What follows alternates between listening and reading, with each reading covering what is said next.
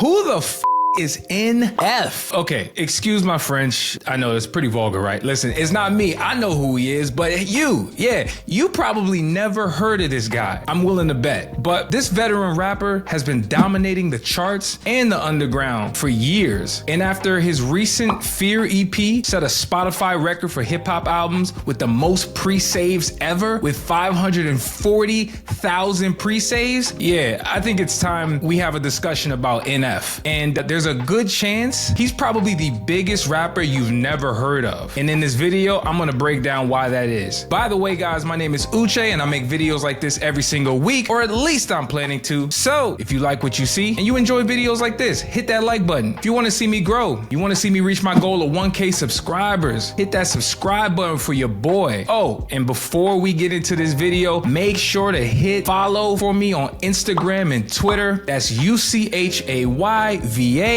All right, now let's get into this. Okay. Let's talk about Nathan Forrestine, better known as NF, out of Gladwin, Michigan, AKA Nate, AKA Nate Real Music. I don't know if that's a real AKA of his, but shoot, if you look everywhere on his socials and all of his digital footprint, he seems to want to highlight the fact that he makes real music, and I believe him, guys. But look, when it comes to NF, it's hard to have a conversation and not acknowledge the fact that most people have no idea who he is. When I say most, I mean the mass media, the casual fans, folks who listen to the radio, folks who listen to playlists, popping playlists, I should say. He is somewhat of an enigma, and he's damn near, I'd argue, anti-establishment, because he essentially did things his way. I really do feel like, especially nowadays in music, one of the biggest ways to become successful is to really be different. Start something that other people aren't doing. And so when we talk about NF, you got to talk about his emotional music that he makes. A lot of it is autobiographical. His lyrics dive into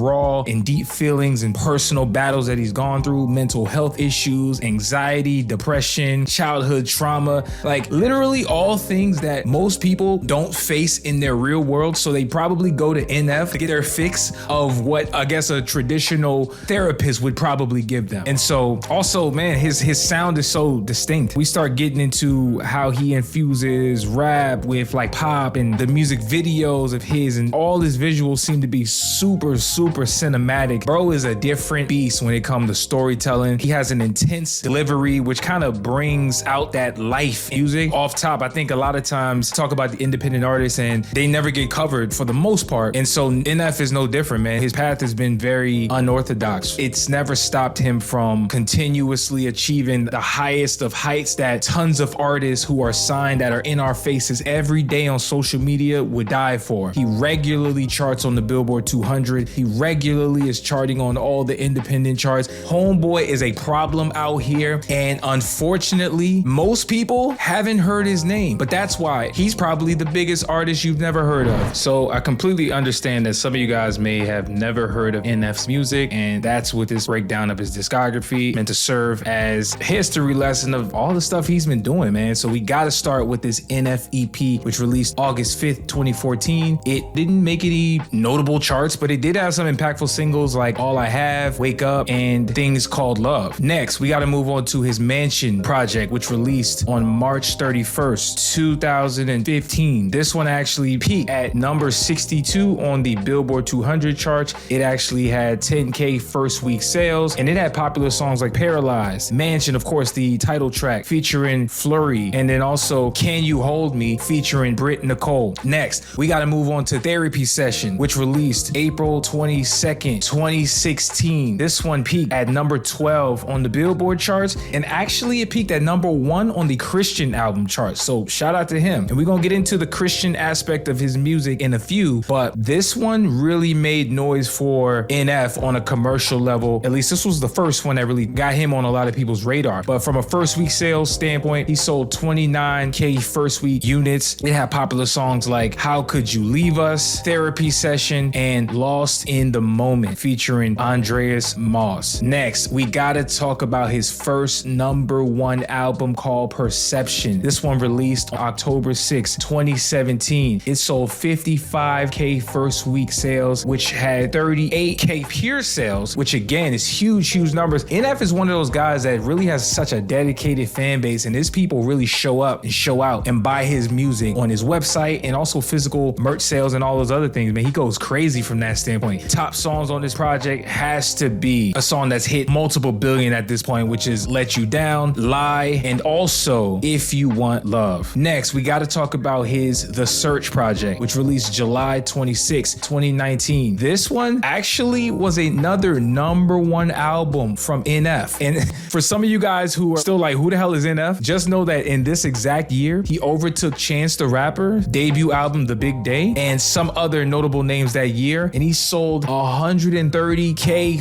first week sales. Shout out to Homeboy. Matter of fact, he actually did 84,000 pure sales. So again, his people are showing up and really buying physical copies, man. This is crazy. And from a popular song standpoint, you guys should remember, of course, The Search, the title track. You see a pattern with him, man. He really goes crazy with these title tracks. Also, he has When I Grow Up, and he has a song called Time. Of course, there's tons of others, but after Perception, he had a mixtape that dropped called Clouds, which peaked at #3 on the Billboard 200 charts. This one sold 90,000 first week equivalent units. It had popular songs like Clouds, Pay My Dues, and Just Like You. Next, we gotta talk about his album Hope. Hope is another one of his major albums. This one didn't go #1, but it did peak at #2. It released April 7th, 2023. This one sold 123,000 first week units, which is insane. Yo, he's really pushing units. And so I really have a hard time understanding why a lot of people don't bring him up. I'm not exactly sure. I know he's not somebody who really stands in the spotlight too much, but man, Hope was a really, really dope album. And so it also had popular songs on this album called Hope. Of course, the title track, once again, Happy and Running, which was an emotional cut. But of course, we got to talk about his most recent project called Fear, which released November 14, 2025. This one peaked at #3 on the Billboard charts. And at the recording of this video, it's set to sell 70,000 album equivalent units in the first week. And it has popular songs like Fear, Give Me a Reason, which was where he going crazy. And of course, he has Who I Was featuring MGK, which is a really, really dope cut. And of course, Sorry, which was probably, in my opinion, one of the more emotional cuts on this project. This one featured James Arthur. All right, now that we got through all of his albums, we got to talk about his core fan base and his independent success, because ultimately there's a few core reasons why NF is extremely successful. And the first one to me has to be the power of pure sales. So I rattled off a lot of those numbers when going through some of his albums just a moment ago. But if you really look at it, NF consistently generates high pure sales on his albums as opposed to streaming heavily when compared to other artists, right? And so to me, that's the sign of somebody with a crazy, rabid fan base, somebody who mobilizes, somebody who understands the industry and really has cracked the code, man, for real, for real. Also, his fan base is willing to pay for his music up front. I mean, look, at the top of this video, we talked about the pre-saved record that he just set on Spotify. You can't do that without a rabid fan base. And so NF is managing to connect with his audience in a major way. Also, let's talk about the connection through vulnerability. Somehow, some way, NF manages to focus on topics like mental health, anxiety, family, trauma, and self-doubt. I mean, these are all topics that, like I mentioned before, people really run from. You know, there's a ton of people who never face their demons, and NF consistently does that through his music, which to me gives him a clear advantage among an industry of people who are just faking it to make it. And we can see right through the people who are really not living that lifestyle. And NF is one of those dudes that fearlessly attacks music in an authentic way. And I think his fans really feel him on that. Also, let's talk about his touring success. So he essentially has gone on a few major tours at this point. He's toured for each of his major albums after its release. And what am I talking about? I'm talking about his album, The Search. He went on a tour for that. What about the Perception tour? Well, guess what? He went on a tour for that. The Clouds tour. Remember that album, guys? Yeah, he went on a crazy tour for that. And even the Hope tour, which was one of the highest grossing rap tours of 2023, which sold over 250 tickets, man. So again, there's household names and there's NF. NF is one of them dudes that don't get talked about, but he's creating enough traction and has enough motion as the household names. So go figure. That leads me into my next point, marketing and the control of his narrative. I think NF is one of those guys who relies highly on his visuals, right? His cinematography, his music videos are extremely well crafted. He's a storyteller. And at the end of the day, one of the things that I think he's tapped into the most, power of mystery. Of course, we're managed to see his face, unlike when Playboy Carti was out here never showing his face during his rollout. There's other artists like Frank Ocean who go ghost and we don't even know if they're alive. And I feel like NF has managed to do that in a way that's benefited him, right? You don't really see him on interviews. You don't see him on promo runs. You don't see him crafting an audience in the more traditional ways. And I think that's what has given him the advantage when it comes to connecting with his core audience. Now, I know people want to be up in arms and say, oh man, NF should be covered, man. There gotta be a hashtag online somewhere or saying NF better, right? Y'all ain't come up with that yet? Because I feel like it needs to happen. YB can't be the only one to have that, but I digress. There's a couple of reasons why I feel like the media looks away from NF. And we gotta start with the first and most obvious one. To me, he got labeled as a Christian rapper very early in his career. And you know what happens when that label sticks to you? It really never goes away.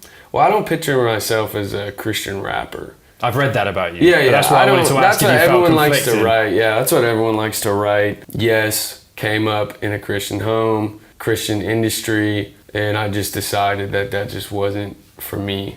For several reasons. Let's have some real talk. At the end of the day, when you start talking about mainstream rap and you start talking about mainstream music, listen, I hate to be the guy to break it to you, but the labels promote secular music. Like, let's keep it a beat, all right? And there was a point where NF was super clean and he was talking that realness and he was doing everything that was sort of anti the status quo. And so that really set him on a path that I really feel like was and is hard to come back from a mainstream standpoint. And we've seen other artists kind of fall through this. I mean, Lecrae is a guy who got labeled as a Christian/gospel rapper, but like honestly, if you listen to Lecrae's music, he's far from that, right? Like just because you worship God doesn't make you a Christian rapper, right? Just because you don't curse doesn't make you a Christian rapper. Like, why is it that because you put God at the forefront of your music, people gotta name you a Christian rapper? I think that's super weird, but I kind of get it. I know how real people are. They gravitate towards negativity, which is a whole nother deep dive in and of itself. We ain't got time on this video to do. There's other rappers who kind of fell in there. I see artists who are maybe not as big as a NF or even as a Lecrae, but artists like Dax and Whit Lowry. They've also been through these type of labels before. Next, let's talk about the lack of notable collaborations. So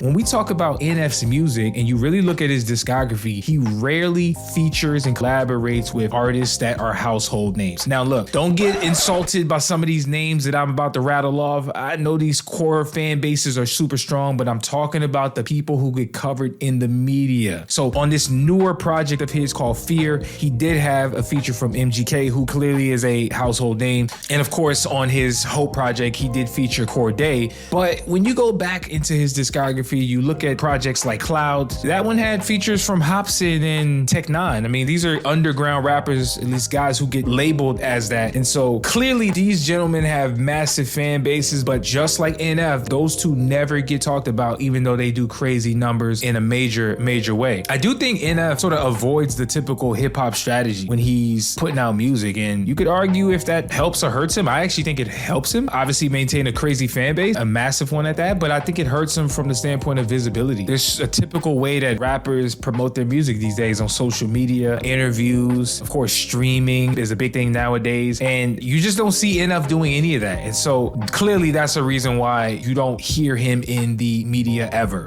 Like, let's be honest. Also, let's talk about the Eminem comparisons. So clearly NF is white and hip hop has this weird association with white rappers, right? Weird as in, it almost seems like there can only be one at the top. Listen, I didn't make that up. I'm just calling it for what I see. And so early in his career, man, he actually was heavily compared to Eminem, which I think turned a lot of fans off. M has a crazy, rabid fan base. They're also called the Stands for a reason, guys. Like, he did come up with that for a reason. And also in this new project, he has a song called Give Me a Reason where he has a lyric that says, I want to get back to hearing them call me a wannabe shady who ain't got no voice. So, I mean, NF acknowledges that there was once a point where that label used to stick with NF. People used to really label him as a wannabe shady. And of course, don't ever compare anybody to Eminem or they're just going to turn on you. That seems to be the trend, guys. You know, you also look at some of the things that Eminem does, right? We talking about that fast rap rapper flow, similar to other rappers who have been compared to Eminem, like Logic or Hobson, like I mentioned before, Joyner Lucas, MGK, before they started beefing, by the way, and etc. I mean, the list goes on. But I think all in all, one of the bigger reasons why the media doesn't cover him, and I mentioned this, it's just as a summation, NF is super low key. I mean, you see pictures of him with his family, his wife, his kids, and he just seems like a dude who doesn't care for the glitz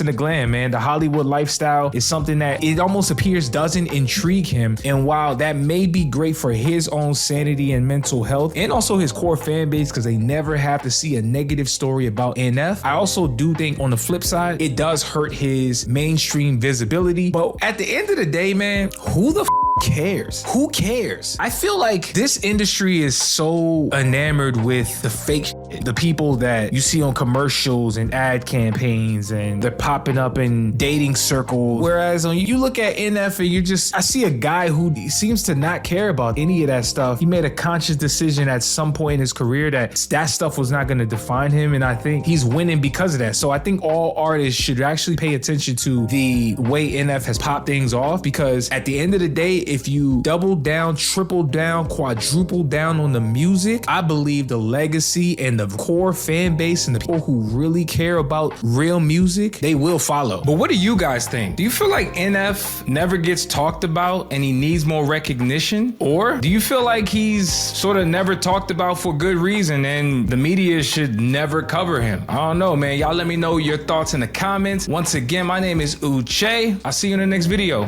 Peace.